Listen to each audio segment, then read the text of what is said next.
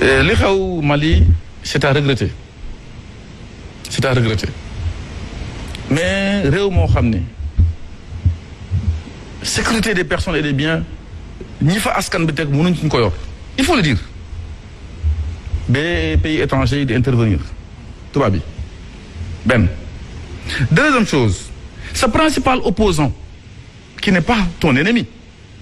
il est kidnappé xamuñu fu mu nekk ngay organiser ay élections législatives man je le dis comme je le pense. Troisièmement,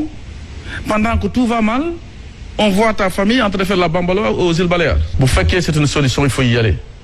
Je suis très clair dans ce que je dis. Le peuple malien dañ doon souffrir. Je ne sais pas que je suis en train de faire la promotion des coups d'État non je demande le peuple ak li ma la limal man je donne des cas concrets. moo tax boobu ñu demee Mali pour régler ce problème vous voyez commencer à tourner même le président Ibeka a dit hier que moi je ne retournerai pas aux affaires. gis nga nit da ngay topp lu sa peuple bëgg.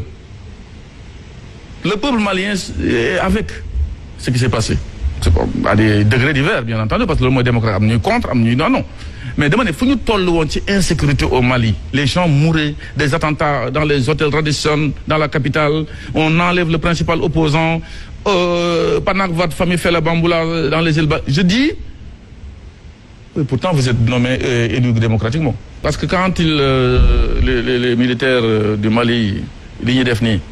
lu may ñaan yàlla mooy ñu gaaw rendre le pouvoir le plus rapidement possible à des gens qui sont capables parce qu'il y a des gens qui sont capables c'est pas comme la Côte d'Ivoire au Mali il y a des gens qui sont capables waxuñu ne loolu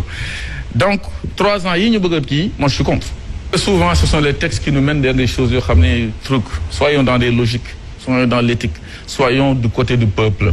J'ai dit si 3 exemples yi ma la jox léegi lu ma si gën a mettre c'est que l'opposant est enlevé on ne sait même pas par qui parce qu'on peut penser que c'est le côté au nord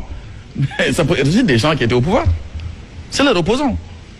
Malgré ça, au lieu de surseoir, on organise la bamboula politique avec des élections législatives. Xam ne moom dañ koy écarté moo tax gars yi ba mu ñu ñëwee d'ailleurs avec l'imam ko c'était des conditions posées annuler ces élections-là. Gis nga lu set boo ko bëggee raxasaat da nga koy tilimal dégg nga de le débat ne s'est pas posé au Sénégal ne se posera pas inchallah. Second deuxième ça c'est de la littérature lu am solo mooy aujourd'hui déggu leen fenn comme en Guinée comme en Côte d'Ivoire ou dans d'autres pays le président Macky Sall nee na je vais briguer un 3e mandat da nga ko dégg fenn Youssou Ndour nee na jóg dinaan da ngay nettali gént jàmbur bari pexe weesuwul loolu